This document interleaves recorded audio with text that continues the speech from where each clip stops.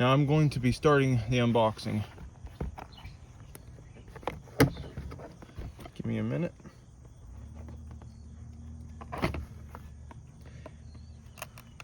I bought this for a pretty good price, around 10 something dollars.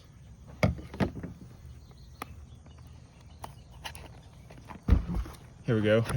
An unboxing ain't an unboxing if you can't see it.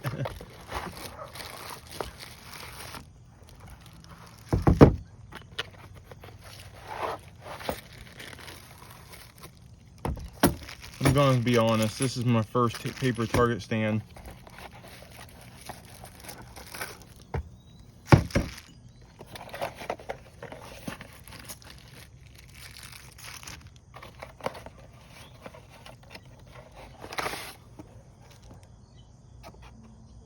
Those are the contents of this box. I'm going to be honest, I have no clue what I'm doing.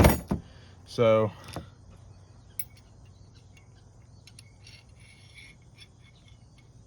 we'll be back. Finally got put together. Had to ask for help, but had it tighten these and had this sit on top of each other like this. So I got it pretty much set up, and here's how it turned out. I have my target on the target holder. Thank you for watching.